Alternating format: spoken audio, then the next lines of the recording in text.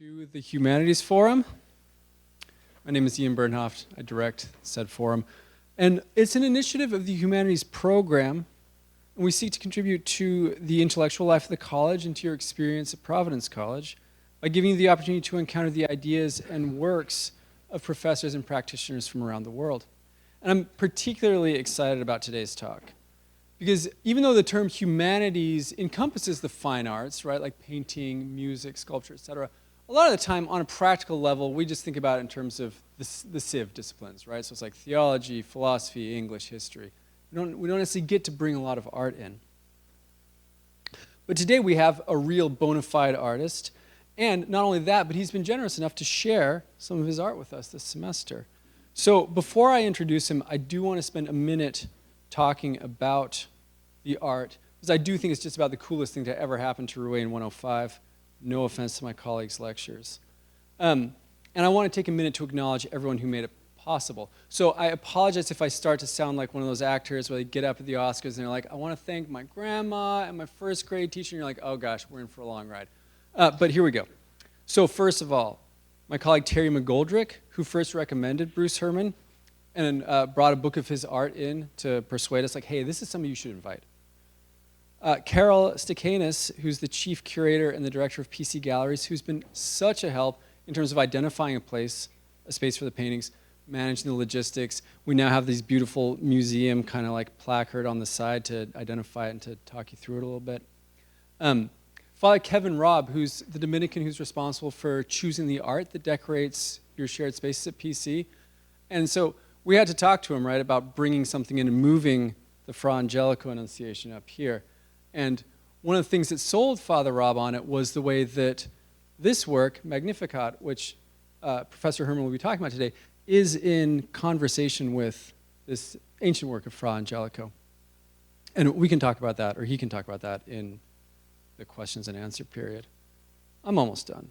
Mark Raposa and his team from Capital Projects, they received these paintings which came in a wooden crate about the size of a queen-size bed and weighed about 1 million pounds and got them up on the wall looking beautiful. And then especially Tom O'Brien and his lighting and electrical team, Mike Leonardo, Jason Taylor, and Francesco Rocchio. So when we brought them in, this whole bank of lights were out because of some flood from earlier semester, and so the paintings were in darkness.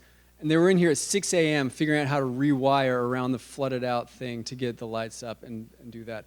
So it's truly been a team effort. And it's a delight to work with people who are so good at what they do and have such a spirit of service for the college and for your education. Now, of course, thanks is due above all to our guest today, Bruce Herman, for being willing to share them with us, one of his sort of big masterwork pieces for the rest of the semester. So let me introduce him now. Bruce Herman is a painter, writer, and speaker. His art has been shown in more than 150 exhibitions, from New York to LA to Japan to Israel, and it's been featured in public and private art collections around the world, including the Vatican Museum, the Cincinnati Museum of Fine Arts, and many colleges and universities throughout the United States and Canada. Professor Herman, the reason why I call him professor and not just painter, is because he spent nearly 4 decades teaching at Gordon College. He was the founding chair of the art department there and held the Lothlorien Distinguished Chair in Fine Arts for more than 15 years. And he continues to manage exhibitions and curate the art collection there. Herman completed both his BFA and MFA at Boston University, College of Fine Arts, my alma mater. And his art may be found in dozens of journals, popular magazines, newspapers, online art features, and his most recent book is entitled Makers by Nature, Letters from a Master Painter on Faith, Hope, and Art. And I happen to know he has a few copies today, which will be available for sale after his talk. So just as a gentle reminder, before I hand this microphone over for good, make sure to put away your technology. Remember that a student has to ask the first question during the question and answer period. And immediately after the talk, a reception right down the hall where we can continue the conversation. Please join me in welcoming Bruce Herman.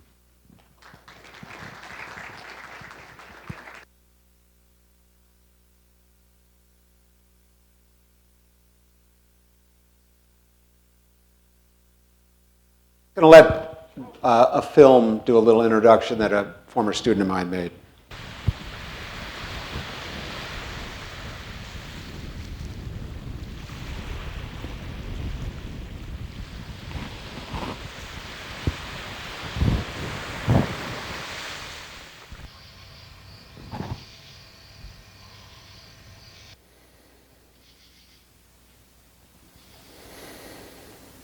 one of my earliest memories. When I was 6 years old, I remember trying to draw my grandpa and looking at my drawing and being so disappointed at how crummy the drawing was and how wonderful my grandfather's face was and how full of mystery and time and stories and feelings and all kinds of just history, human history was right there in his face, and I felt that my drawing was just a travesty. Of course, I didn't have fancy words like travesty, but it was crummy, and I hated it. My best bit of advice for a younger artist is to keep trying. Do not quit. Here I've been painting for half a century. I started when I was 18. I mean, I made art all the time as a kid, but I made the decision to be a professional artist when I was 18, and I'm now 68, so half a century. I don't want to think about my technique. It's the faithful discipline of making that will lead to those good places. As someone once said, the reason you have to show up in your studio every day is that you might actually make a work of art. There's a chance, a possibility.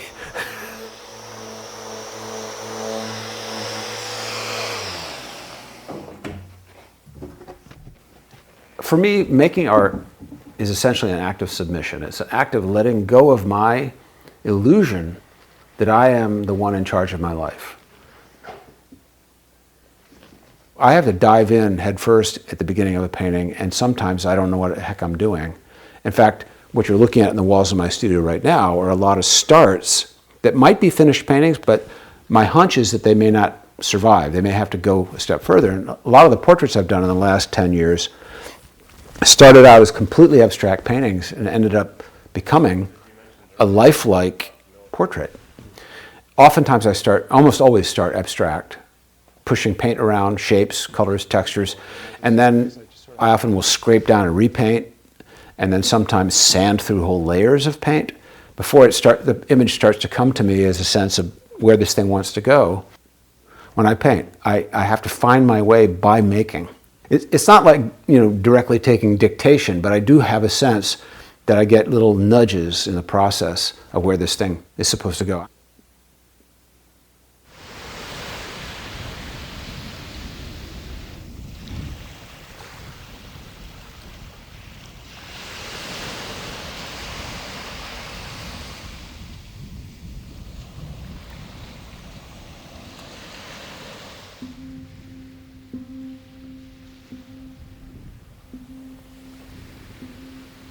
Meg and I were married in 1973 on Niles Beach here in Gloucester, and whoever happened to be home in our immediate neighborhood was invited. We didn't send out invitations, and we had the Justice of the Peace meet us down at the beach, and he married us there. I sang at my wedding, I think Begin the Begin by Cole Porter with a guitar, and here's the moment of, he said, do you take her to be your wedded wife? Yeah, we were kids. She was 19, I was 20. It's a magical time for us.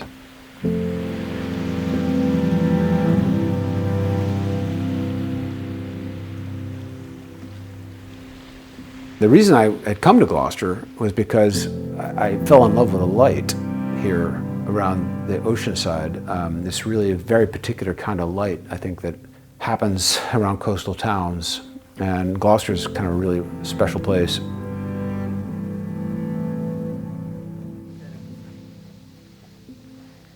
Falling across my riding path. The face of the lion, it hasn't got a mane, it's kind of a bald lion. Well, can you see the lion's face? Absolutely. So we call it the lion. Kind of smiling a little. Yeah. Yeah, big. But it's My wife and I basically settled on this street 35 years ago, and she had also grown up moving around a lot. Her dad was the same, corporate climber, and had moved them all over the world. She was dizzied by the moving she'd done, and we didn't really even talk about it, we just did it. We just planted ourselves, and we've been on this same street for 35 years.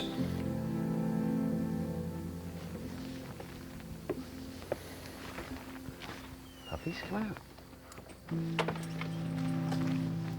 Over the course of the past 18 months, the COVID lockdown, where we were completely isolated, it took up walking as a form of exercise, but it quickly turned into hiking.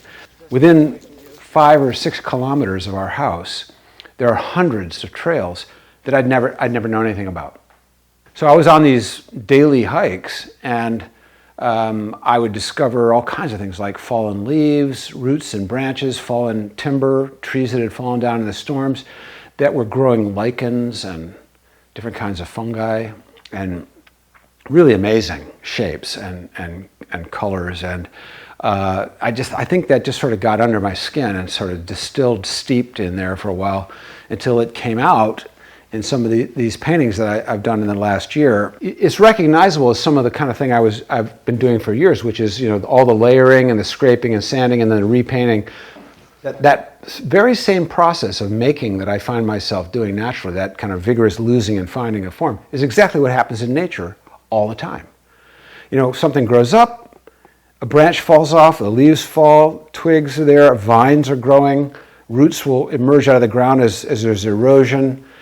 Those same forms that I encountered in those walks, those hikes, are reemerging in kind of distilled, abstracted form.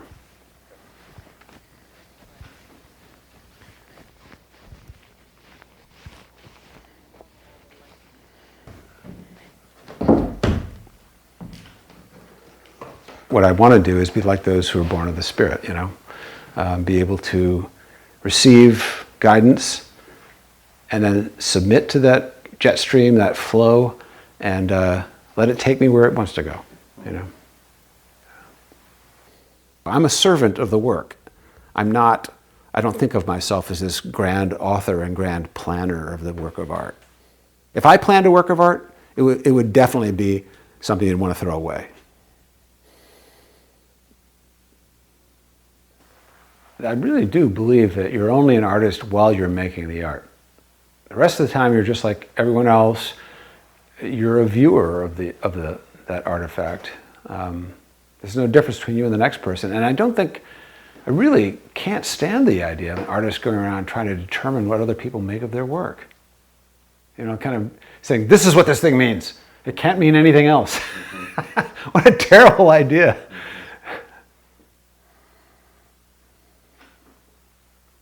I love that play between abstraction on the one hand, the conceptual, and the unexpected. Jesus said those who are born of the Spirit are like the wind. You neither see where it originates nor where it's going. You just see the effects of the wind. And he talks about those who are born of the Spirit being like the wind. In other words, being able to move suddenly while being inspired, literally inspired, to breathe in the Spirit, and what happens is the unexpected, the surprise. And that surprise is often the presence of God.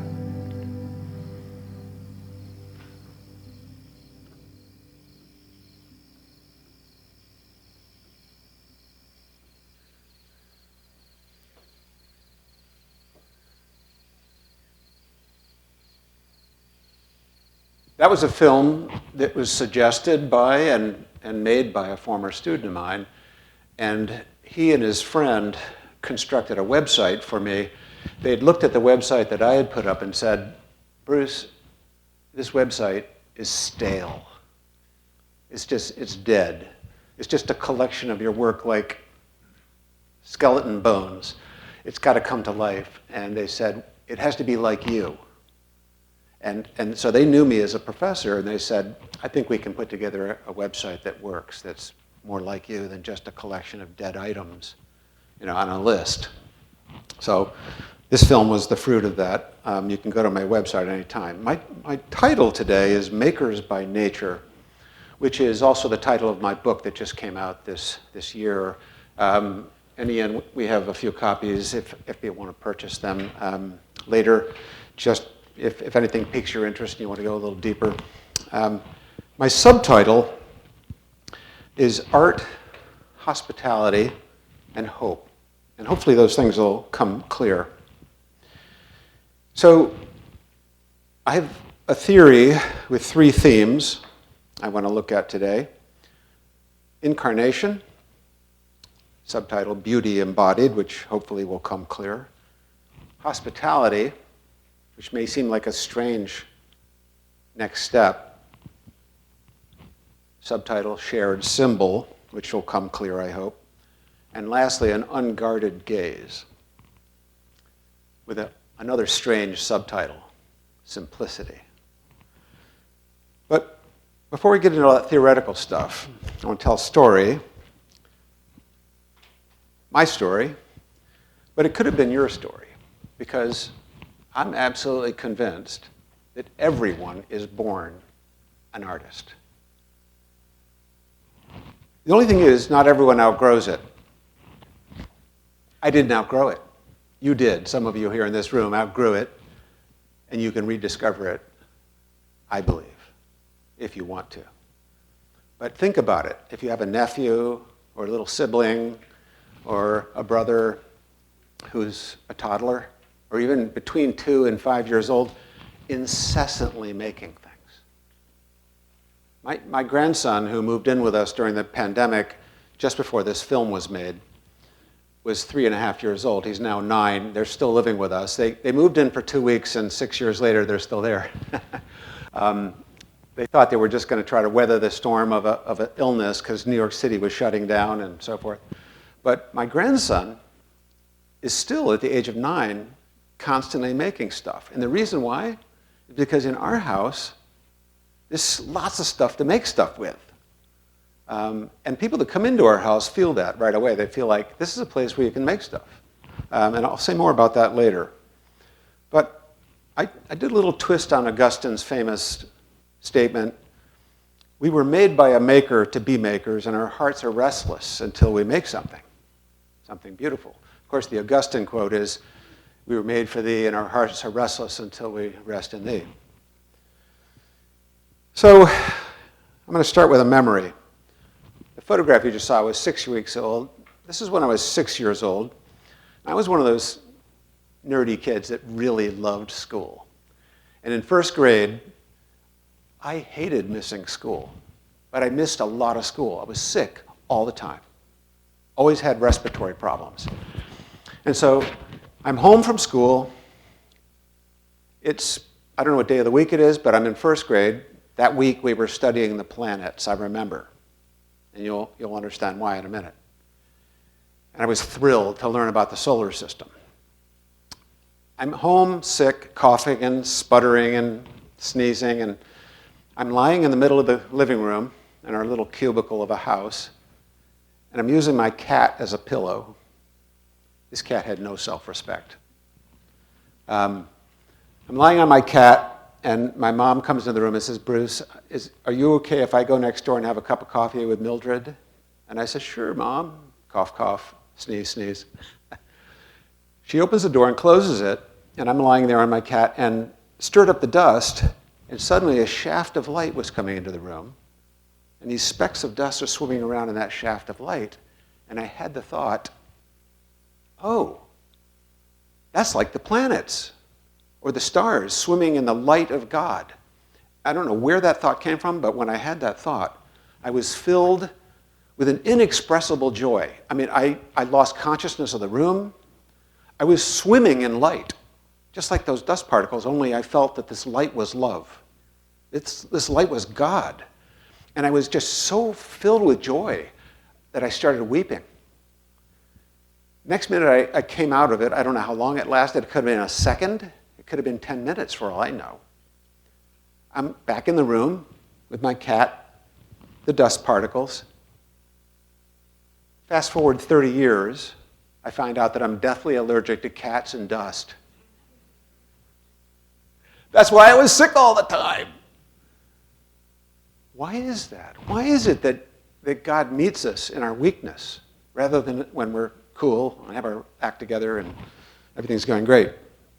Another memory, probably same age, 6 years old or so. I'm in the backyard, it's springtime, and the whole yard is carpeted with thousands of these perfect little spheres.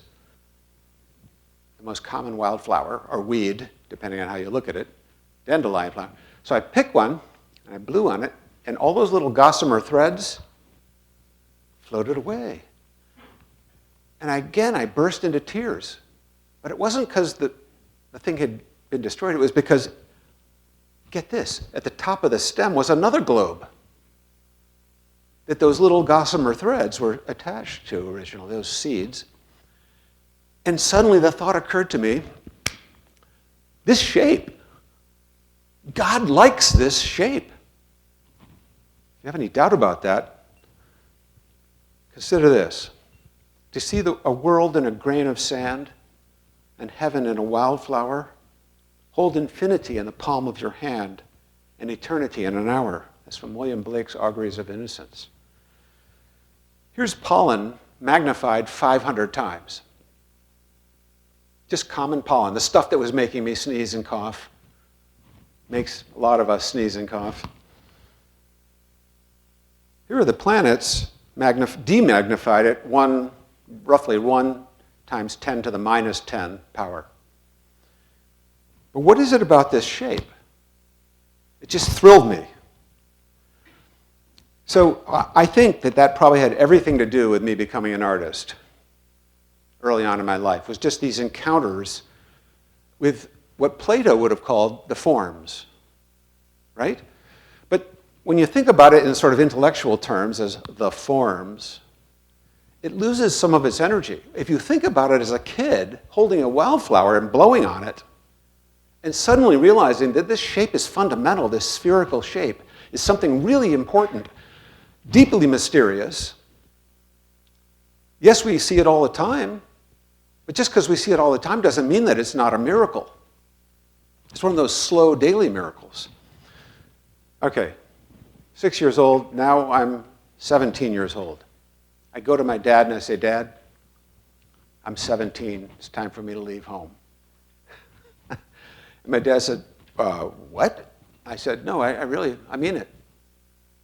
And he said, why? Is anything wrong? I said, no, everything's great. I love you, I love Mom. I'm just ready to go. And you know what he said? He said, yeah, you probably are. The door is always open.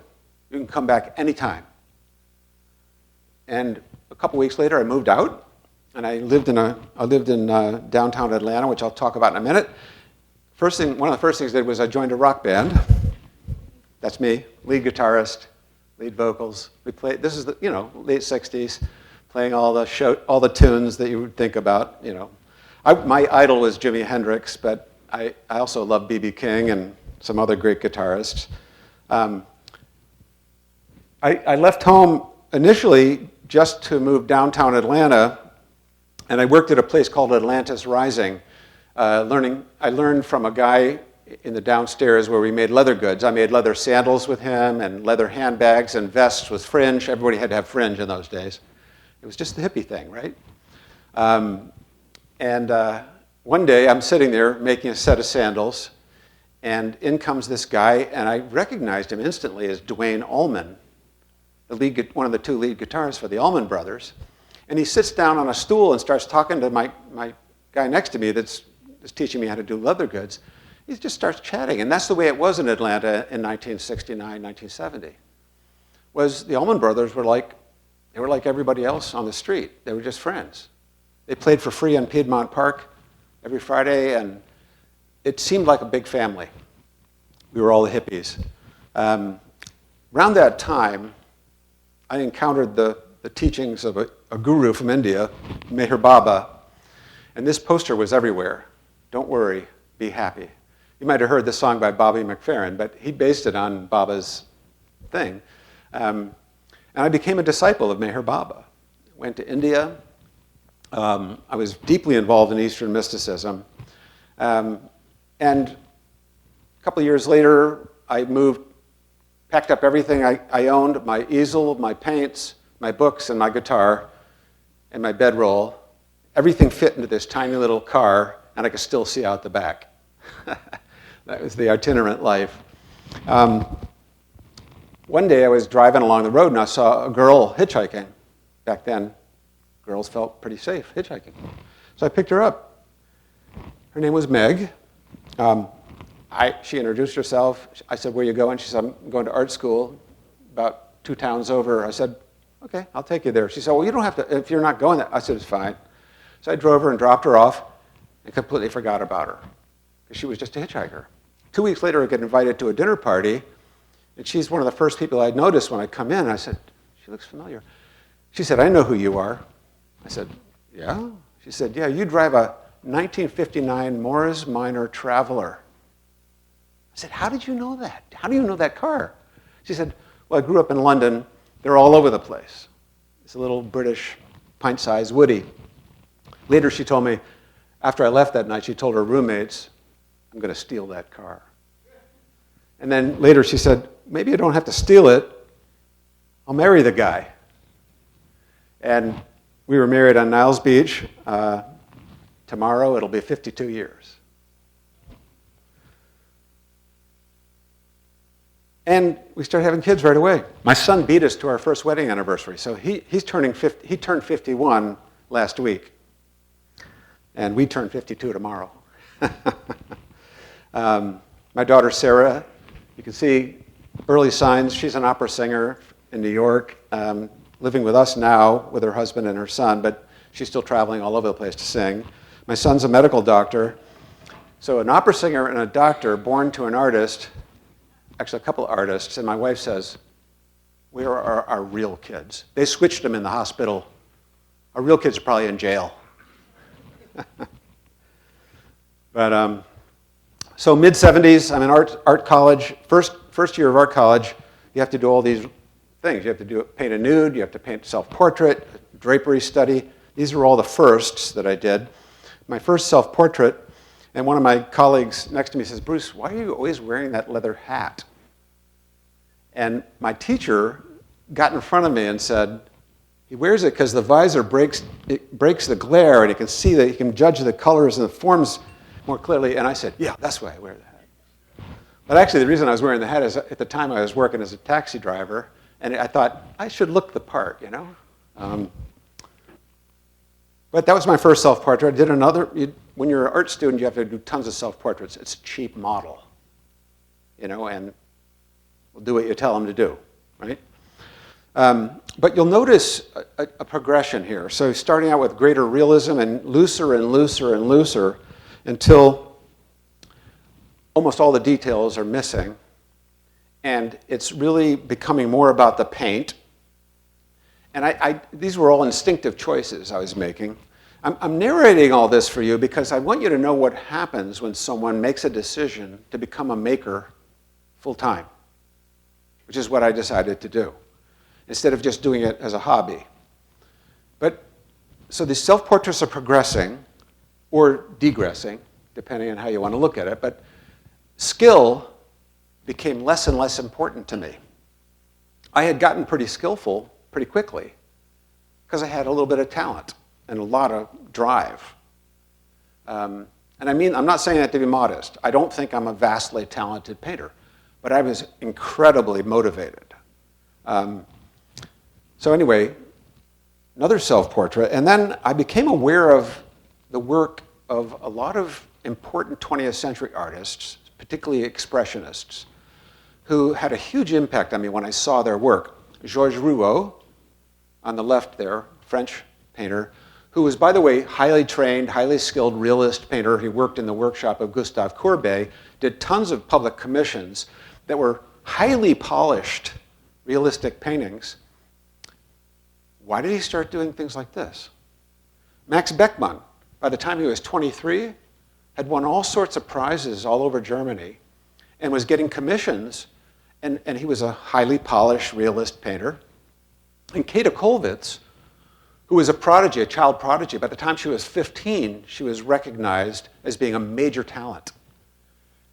But she switched as well. Why did they switch? From mere display of skill to something raw and kind of emotionally present.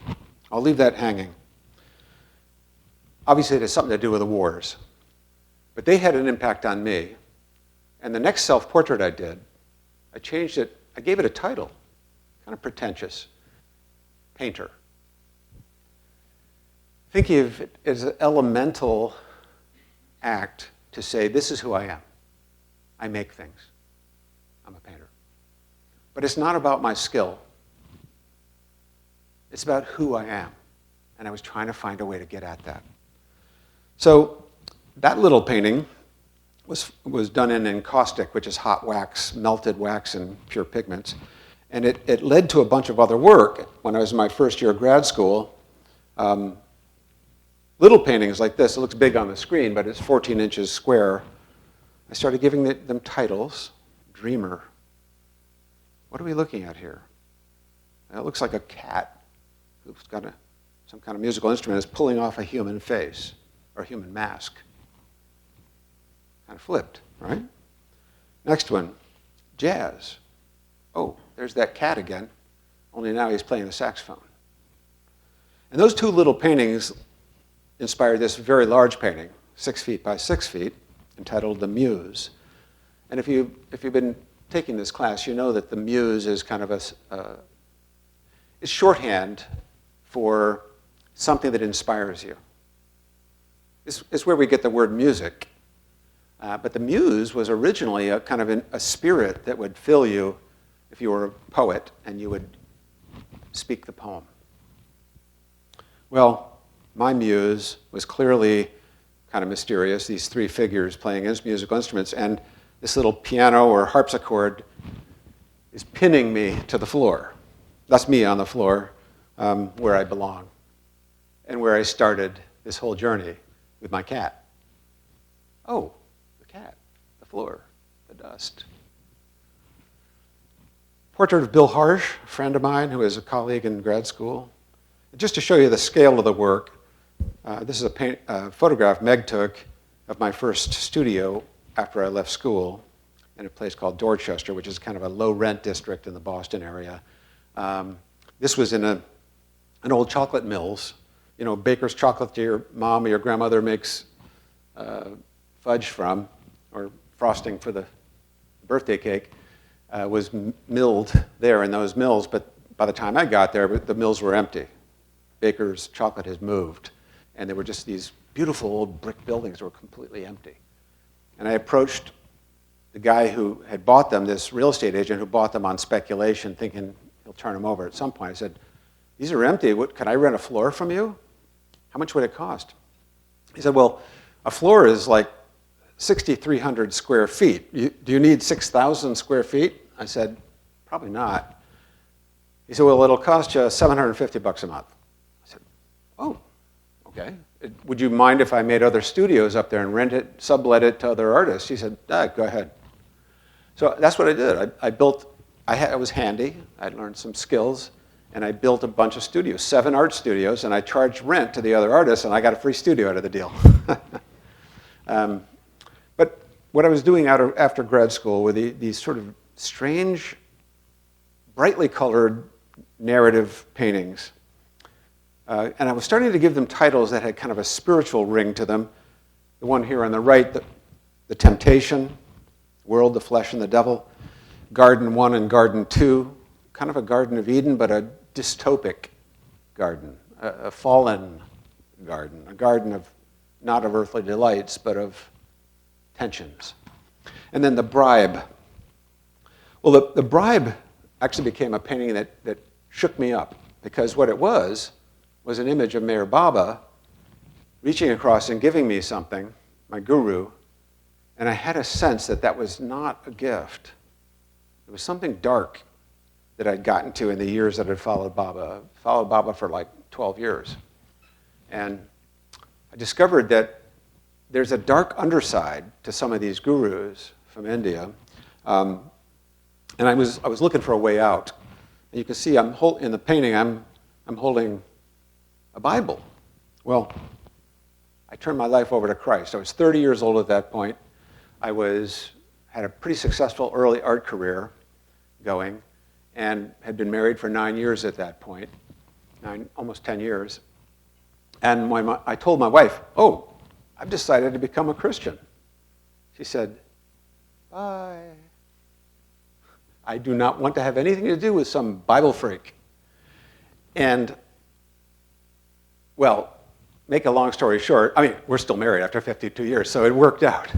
But what had to happen was I had to come to grips with the fact that I was totally clueless about her needs. And for her, this idea of me becoming some authoritarian Bible freak was terrifying. But you know, the way she tells the story is 8 or 10 months later, she saw such a change in my character that she thought, well, I'll go to church with you. The rest is history. She ended up embracing Christian faith as well. But right around that time, becoming a Christian, I thought, well, I can't keep making those dark, strange paintings. I got to make nice paintings because Christians do nice things. Well, I painted a portrait of Meg and the Cornwall Bridge, which is where we used to go fishing in western Connecticut, and the bridge down at the end of our street. But I showed these paintings I was already teaching at that point. I showed it to my students, and one guy in the front row reached his hand and said, Professor Herman, this is going to sound really rude, but I think these paintings aren't anywhere near as interesting as the other ones, meaning because I had shown them the ones I had done before my conversion. And that got me thinking. And so I actually tried to go back. That student influenced my decision. I went back into the studio trying to find a way to make the work connect with my faith. And the first place I went was to Good Friday.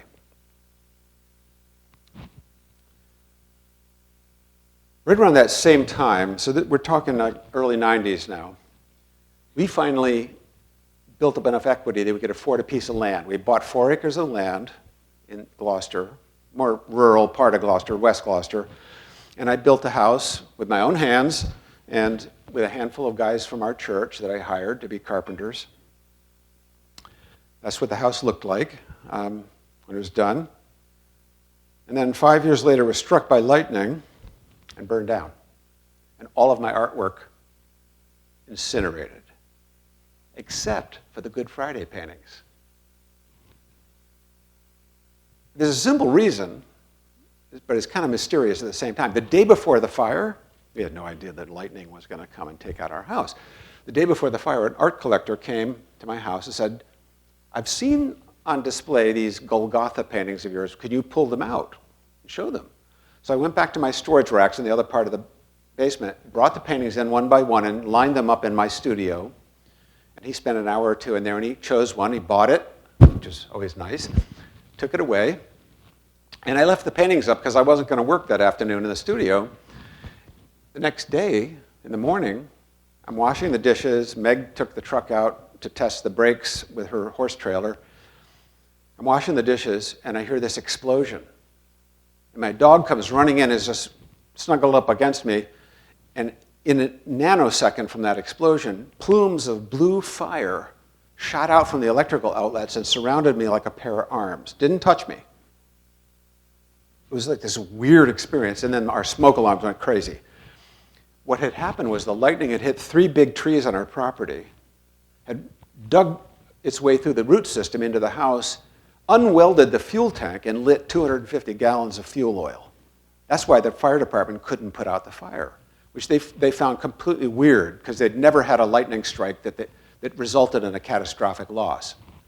But it wasn't a normal fire. It was a fuel fire. It not only destroyed my paintings, with the exception of the Golgotha paintings, which, because they were in my studio on the other side of a firewall, were protected. But all the other paintings were crispy critters. All of my books, probably 2,000 volumes, among them many first editions, signed by famous authors, because I was kind of a bit of a book collector. But only one spine of one book was readable. This one.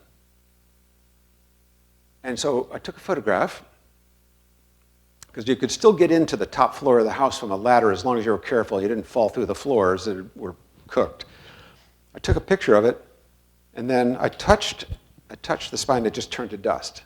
It was held together by surface tension only, but it was the only readable spine.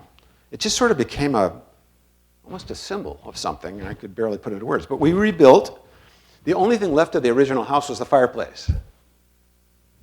Right, because fireplaces are made for fire. This is what the house looks like now, what it looked like in spring of '98. But it did something to my work, and I didn't really notice this at the time, but someone said, your color palette got very smoky. But I also came up with titles like Lovers in a Dangerous Time, I Saw Satan Fall from Heaven. You know what the rest of that is in that scripture verse. Jesus said, I saw Satan fall from heaven like lightning. But it also, another thing that it did was it sort of amped up the color in the reds and oranges, which was pointed out to me, again, by one of my students, saying, Professor Herman, your paintings look like they're on fire. And I did a whole series of paintings I called Building in Ruins, which was kind of both the verb, building, but also the noun, a building in ruins.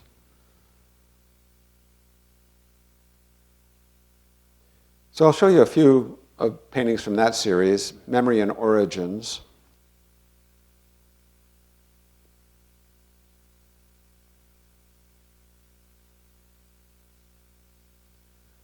You saw how I made my paintings from the video.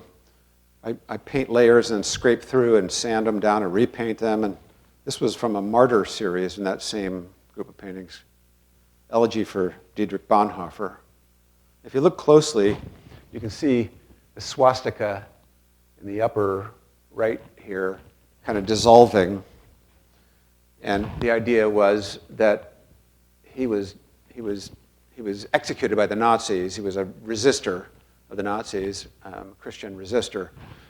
And I sort of thought that his death, his martyrdom, was one of the things that brought down that building.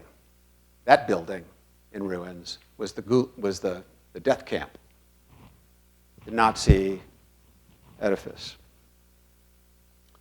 Another one was from this same series of paintings that you see over there.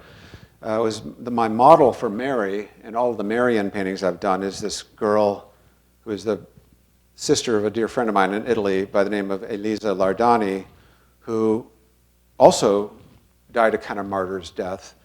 In her case, she was giving birth to her third child, Maddalena, and the doctor said, I can't save you and the child.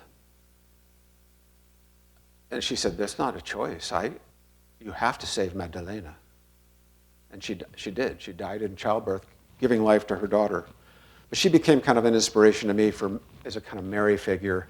And you can see her face in all the Marian paintings. I also did a series where my daughter has often been my model. This one's called Betrothed, also very large, probably over 6 feet tall, life-size figure. But where the figures take on these kind of broken aspects, and I think you can sort of figure out by now, I don't have to spell out my theology here. I'm saying that there's something beautiful in the midst of the ruins. I think there is. And so meeting Christ in the midst of weakness and loss, even Mary receiving the Christ child into her womb is a kind of a collapse. She's overwhelmed. Most of the people, when I hang that painting in an exhibition, I usually hang it low on the wall, so it's just this far off the floor, maybe 6 to 10 inches off the floor.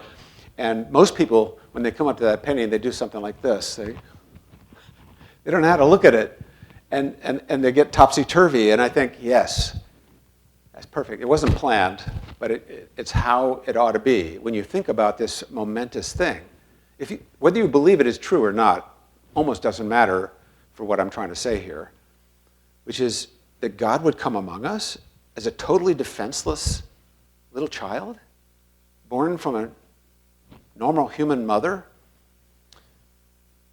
utterly dependent on her, God. That just turns upside down all of our presuppositions about God. That God would come among us weak and also be broken. It's totally counterintuitive. No human being would dream that up. This is the companion piece for this piece, even bigger than that. It wouldn't fit in this room. It's 11 feet tall, but it's called Second Adam, And the two Mary figures on either side are young Mary in Cana and the older Mary, the Mater Dolorosa, grieving her son's death. And when I painted this, I was trying to paint the face of Christ. I was having such a hard time that I was utterly discouraged. I'd painted it at least 6 or 7 times, and I had to climb up a ladder every time to make any changes in it because it was so tall. And at one point, I just got so frustrated, I said out loud, I quit. I can't do this. You can't paint the face of Christ. It's not possible. So I got down off the ladder and I stood back and it was done. That's what you're looking at, is the finished painting. And I don't remember how, but everyone who's seen this painting has told me, I can't tell whether he's African or white or Asian or maybe Native American. And that's probably because I didn't have a lot of control in the process of making this. I couldn't figure out how to paint Christ, but it just sort of painted itself is what I experienced. Which reminds me of a story I'll tell you maybe during the question and answer period, if someone reminds me, this idea that a painting might paint itself, but I'll let that hold for now. This is one of its first locations. This is one of its most recent locations, the pair of triptychs. I also do a lot of collaboration. I've worked with a Japanese-American painter, Mako Fujimura, a Yale composer, Chris Theophanidis, and a theologian, Jeremy Begbie, for a touring exhibit that went to Japan and England and Hong Kong and all over the United States. Another collaboration with a poet by the name of Malcolm Guite and another composer, Jack Redford, called Ordinary Saints. And then this year, during Lent, I started a bunch of brand new canvases. A couple days later, these strange images started emerging. And I just didn't try to censor them. I didn't self-censor. I just kept painting. And this is what came. And they're actually reminiscent of the things I was doing in my 20s, nearly 50 years ago. I'm 73 now. I was doing those paintings, this first group of paintings I was doing in grad school, I was in my late 20s. So that's why I started the whole thing today with that film where it says, the quote from T.S. Eliot, "The end of all our exploring will be to arrive where we started and know the place for the first time." That's my story. So here's my theory, which is going to be even briefer. That was a little longer than I meant to be. So incarnation, just simply put, the idea that any truth that we can really count on has to be embodied truth. It can't just be airy theory. So here's the beginning of my theory, is that theories aren't going to cut it all by themselves. They need to be embodied. All truth is mediated through personality. If it isn't incarnate, if it can't be embodied, it's not fully true. It's a notion. It remains a notional thing. But if it can be embodied, it becomes something solid. And I'll say a bit about beauty later maybe, but my second term, hospitality. I'm going to explain this in a minute, why it's a shared symbol, but it has something to do with welcoming people into your own space. If you're making a work of art, if you're writing a poem or performing on stage, singing in front of people, you're being vulnerable to them. You're welcoming them into your most vulnerable place. So there's a form of hospitality. And then the unguarded gaze is what's required of the viewer, the audience, the people that are coming to hear you sing, or look at your art, or read your poem. They've got to let down their guard, or they will never encounter that work. I'll say a little bit more of that in a minute, and why that leads to simplicity. But first, from T.S. Eliot. For most of us, there is only the unattended moment, the moment in and out of time, the distraction fit lost in a shaft of sunlight. The wild time unseen, or the winter lightning, or the waterfall, or music heard so deeply that it's not heard at all. But you are the music while the music lasts.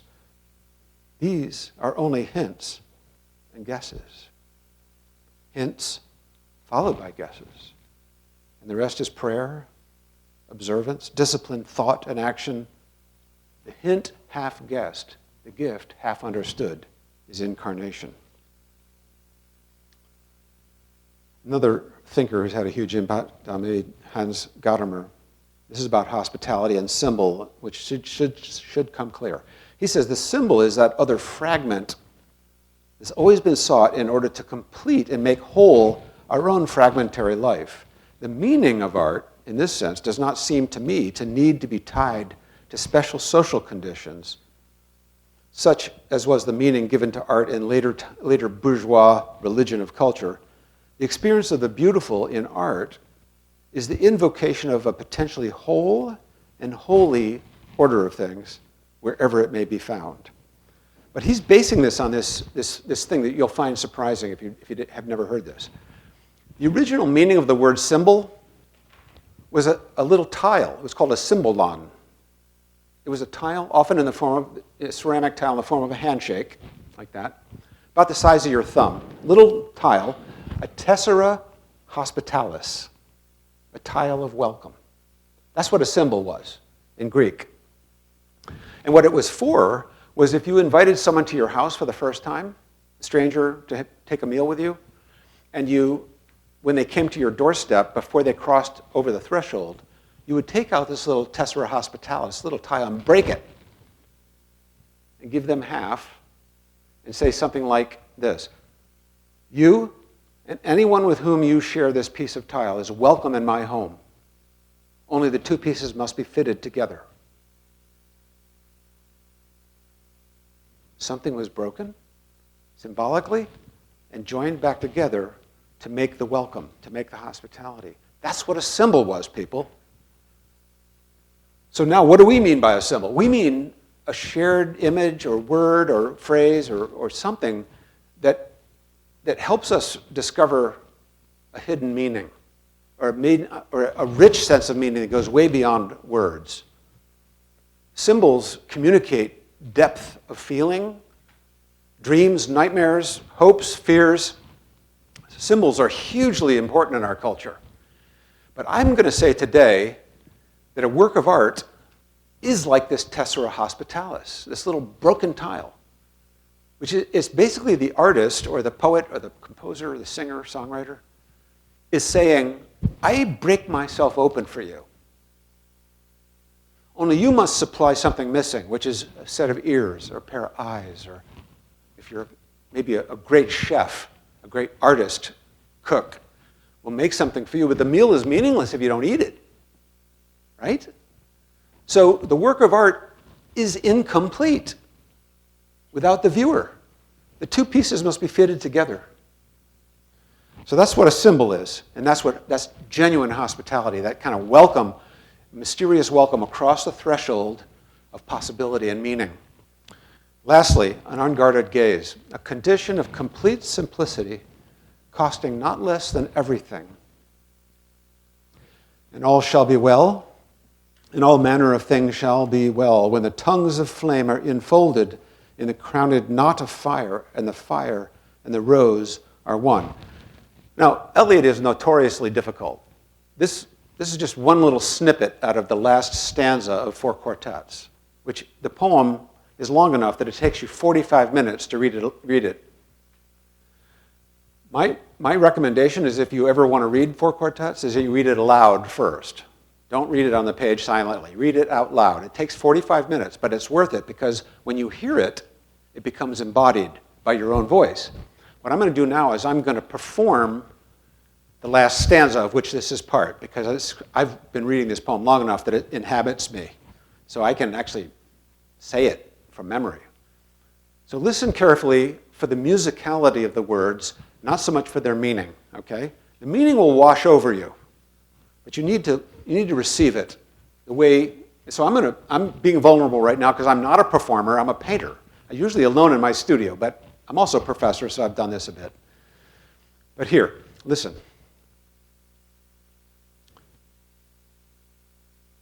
With the drawing of this love and the voice of this calling, we shall not cease from exploration, and the end of all our exploring will be to arrive where we started and know the place for the first time.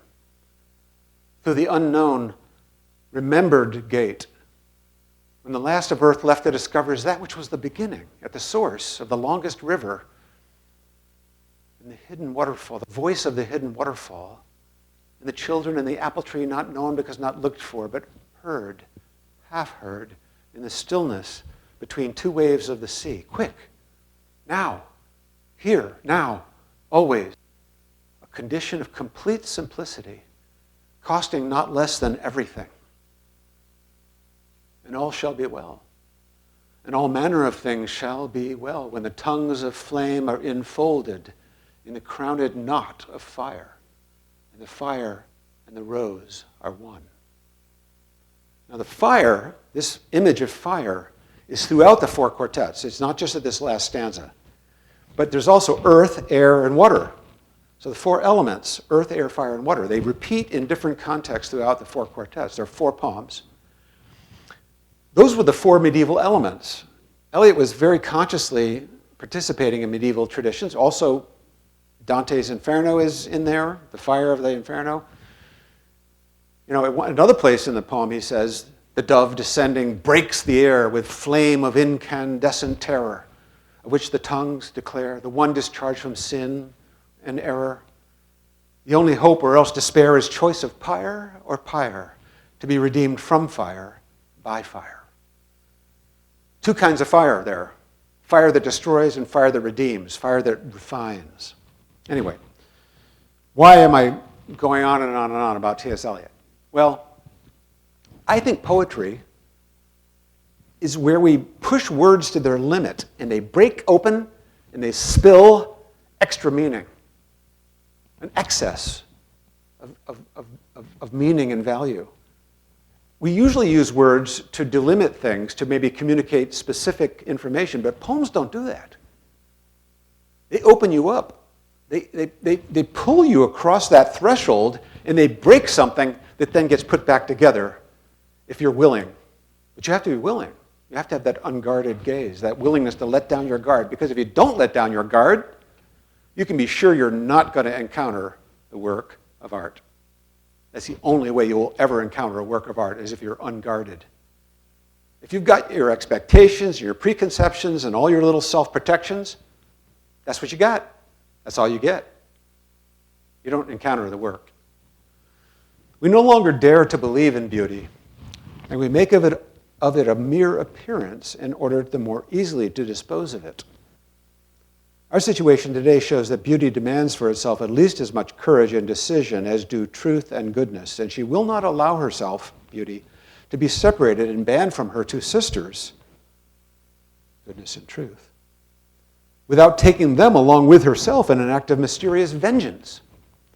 We can be sure that whoever sneers at the name of beauty, as if she were a mere ornament of bourgeois past, whether he admits it or not, can no longer pray and soon will no longer be able to love. Hans Urs von Balthasar, a great Catholic theologian, in his first volume of 7, A Theological Aesthetics, in which he is thinking about, ruminating about beauty, about form, about the way we see those spheres, those beautiful shapes that God loves, whether it's a sphere or the branching of a tree. Have you ever thought about the fact that a tree is like, it's like upside down lightning? Lightning branches like a tree. Our vascular system branches like a tree. Rivers seen from above, an aerial view, branch like... What is it about that shape? God likes it. That's what we know, because it gets repeated over and over again. But I think hidden in this apprehension that we have of the beauty in the world is something really deep and mysterious and wonderful, which is our own bodies are reflecting. We're in the image of God. Another place in 4 Quartets, and I'll end with this thought. Eliot says this. He says, listen for the imagery. Don't try to comprehend it. Garlic and sapphires in the mud clot the bedded axletree. The trilling wire in the blood sings below inveterate scars appeasing long-forgotten wars. The dance along the arteries. The circulation of the lymph are figured in the drift of stars. Ascend to summer in the tree. We move above the moving tree and light upon the figured leaf and see upon the sodden floor below the boarhound and the boar pursue their pattern as before, only reconciled among the stars. At the still point of the turning world, there the dance is. And he goes on. But what you're hearing there, folks, the dance along the arteries, the circulation of the lymph are figured in the drift of stars. We are a living wonder. So we were made by a maker to be makers, and our hearts are restless until we make something beautiful. Makers by Nature is the name of my book. I hope you go make something. Make a loaf of bread. Make dinner for a friend.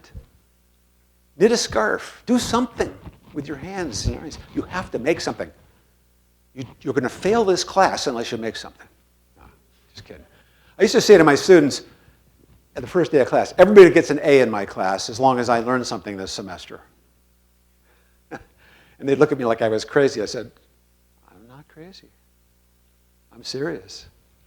You have to make something in my class that opens my eyes.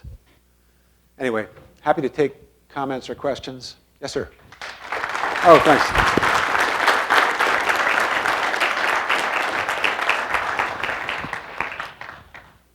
Would you describe your art as sacred art? And if so, what would be your definition of sacred art? Well, I mean, I use the William Blake quote because, to hold eternity in the palm of your hand, in a grain of sand. I mean, heaven in a wildflower. Blake says in that same poem, there is nothing that is not holy. So the sacred and secular divide, to me, is a nonsense divide. It doesn't exist. It's baloney. Everything is sacred. On the other hand, I mean, there is a category that we refer to as sacred art. I mean, religious art, whatever. But I think anything can be sacred if it's offered up with that intention for God's glory. And here's the mystery about God's glory. We were talking about this earlier, which is, became utterly dependent on a human mother. God's glory is not like human glory. God's not a boastful narcissist who needs everybody to fawn on him. God is happy to bury his glory in weakness. So the sacredness that descends on a work of art has everything to do with openness, with vulnerability. I don't know, does that help? Yeah. Yeah. Hi, thank you so much. I'm a theology student, so when you said you partnered with a theologian for one of your projects, that was very interesting to me. So I just wanted to ask about his role or her role and how that affected your artistic role. Thank you. The theologian that I was working with on that project was Jeremy Begbie. He teaches at Duke University and Cambridge University in England. He's also a concert pianist. So for him, music is like his go-to thing. And he does theology as a musician. He believes that music actually does theology. It isn't just words. And the thing is, I mean, the one thing we share in common, the theologian and I, is our acknowledgement of the limitation of human definitions. Is that if we're really awake and we're really paying attention to what's going on around us, we run out of words really quickly, don't we? I mean, really key moments, like when you're looking into your boyfriend's eyes and you really just want to say something profound and beautiful to him, and all that comes out is, I love you. Right? We just run out of words real quick the minute something profound is happening. We're standing on the edge of Grand Canyon, and we're starting to get vertigo from the space down there, miles and miles of canyons. And what are we supposed to say? Oh, that's nice. We can't do it. So the same thing is true with profound theological thought, is it pushes you to the brink where if you're going to encounter God, you better be willing to suspend disbelief, but also to suspend your controls, which you can often try to use words for. It says in the beginning of the Gospel of John, the light shines in the darkness, and the darkness has not, how's it usually translated? Overcome it? But the word there, the Greek word, is the same word that relates to comprehension. So it sometimes gets translated, the light shined in the darkness did not comprehend it. But that word is to get your hands around it. It's the same root as the hensile, putting your hands around something. My translation of that passage is, the light shined in the darkness, and the darkness couldn't handle it. Literally, could not handle it, could not get its hands around it. And that's the, theology and art and music and poetry, we all share this recognition of our own limitations. Does that make sense? So Begbie, his whole theology of music is based on this kind of receptivity thing I was talking about, hospitality notion that I'm working on. Yeah.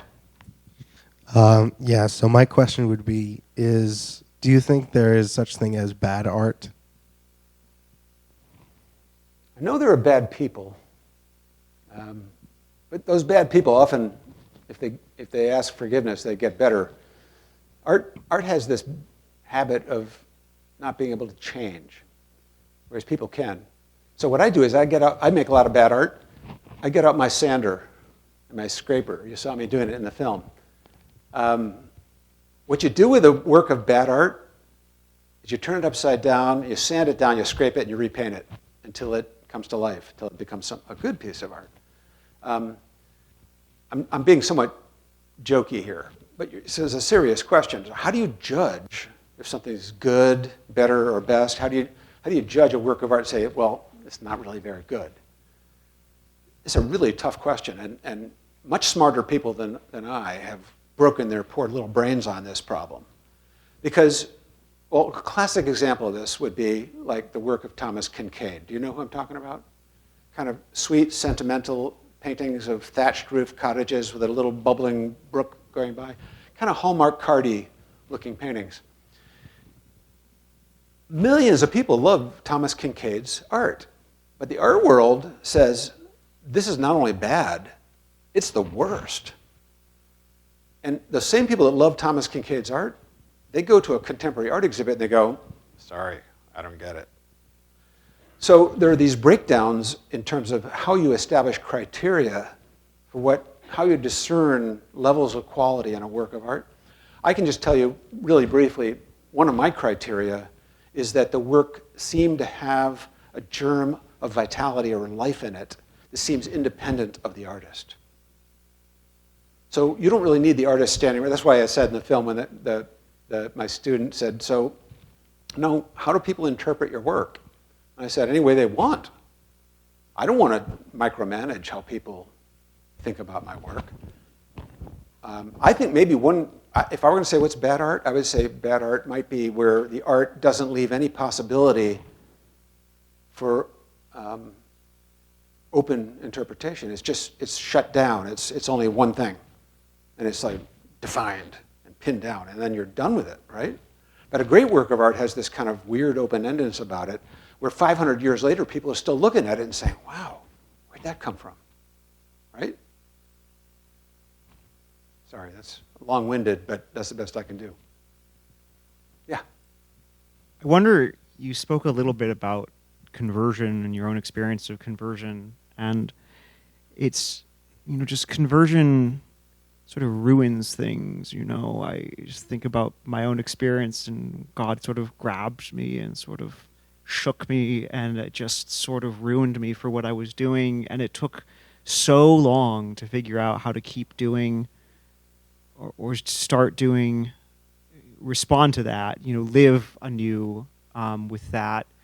And, some artists I really love, there's this American William Congdon who had this experience, who just, So he wrote about this, just after being kind of shaken, that he was sort of shaken out of being able to make art. And he writes about how he felt like he was having like a schizophrenic attack, like his mind was falling apart because he didn't know how to do what he was doing and not just become a propaganda machine for like Jesus or whatever. But I found what you began to say about that so compelling, and I would love to hear you say more about it.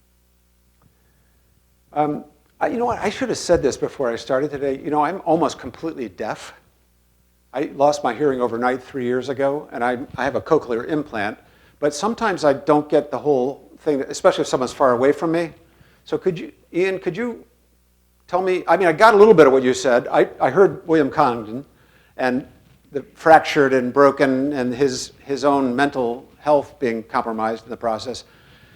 What was your question for me?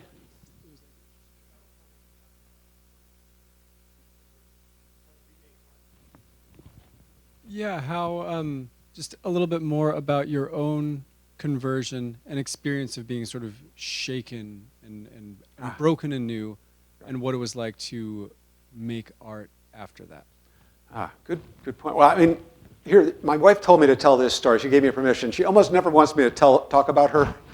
But so, all right, I'm going back in time here, like 43 years. I told her I've become a Christian. She said, I'm out of here. Started to see a lawyer for a divorce. But she says, the way she tells the story is, within 10 months, she saw such a change in me that she thought was impossible, that she decided she'd give it a shake. So she went to church with me. Within a year, I signed up in a seminary. I stopped making art, and I was going into seminary, and I was teaching some classes part-time. And one night, we were all invited to the seminary, all the married couples, and the MC stood up and said, would all the people among you married couples that are going into full-time ministry please stand up? And so I stood up, and Meg grabbed my shirt and pulled me down and said, sit down.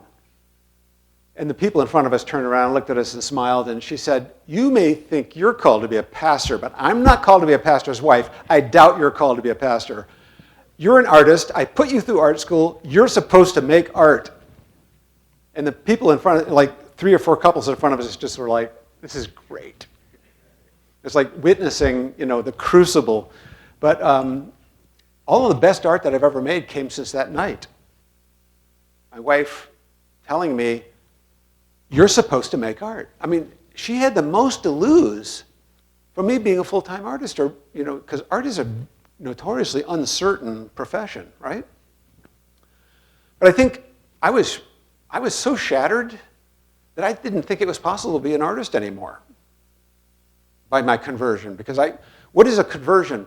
Well, at least in my case, and in the case of a lot of people I've read about, when you give your life over to Christ, it's only because you have come to the end of your capacity to believe in yourself. You're at the bottom. People don't surrender until they don't have any other options, typically. And I was at the bottom.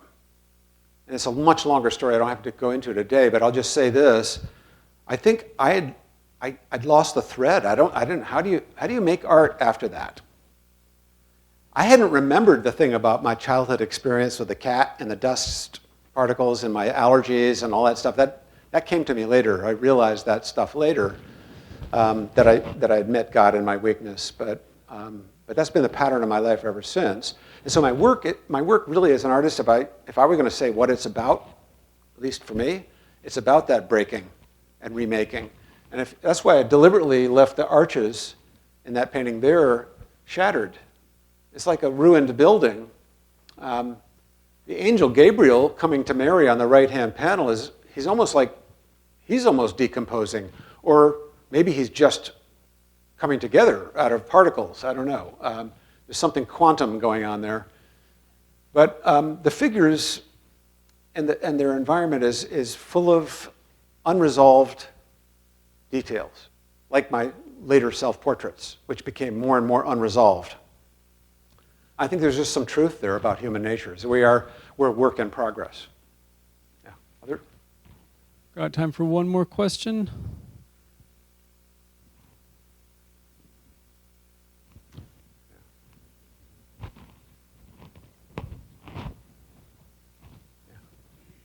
I was very moved by the story of your house burning. I mean, sorry that's what I was moved by, but it's kind of like a inversion there. But sorry. I found one of the things I picked up on, and I mean, there's so many layers to it. I thought, but one of the things I picked up on is there's almost like a poke by God, reminding you about the material world. Here you are, and you've built this house, you have this great collection, you're doing well, you have this family. And then boom. Right. And there's that, the book spine, a severe mercy. Do you think there's a seed there of, did you pick up something there about, what did that teach you about materiality, about, that's, because the entire world of being a creator is a dependence on the material world. and you have to finding something spiritual and something material. So when you lose your material, what do you have? So I don't know if you. No, I mean, I thank you. I guess what I would say in response to I think a very rich thing that you just said, and it was both a question and also a statement, but it was a good statement, really solid. It's funny that at all the points in my life where there was a marked loss is where I suddenly had more illumination. I was able to see more clearly when things were falling apart. The night before the fire, I had gotten really ticked off at my wife, Meg, because we had this habit of having long-term guests in our house, and we'd been doing it for years. People would stay with us sometimes for months. We had a whole family and their dog for a while, and I loved it, but I also was really burned out. And Meg and I had made an agreement in August, mid-August, that we were going to take a 6-month break from, serious house guests. And, hospitality felt like it had a limit. But anyway, we made this agreement, and then that day, the day before the fire, she said to me, there's this young guy that needs a place to stay for about 6 months, and would it be okay if he stayed with us just for 6 months? And I just blew my stack. I said, we had an agreement. I need a break. And then she whispered something, yeah, you're right, but we have to hold all of this very lightly.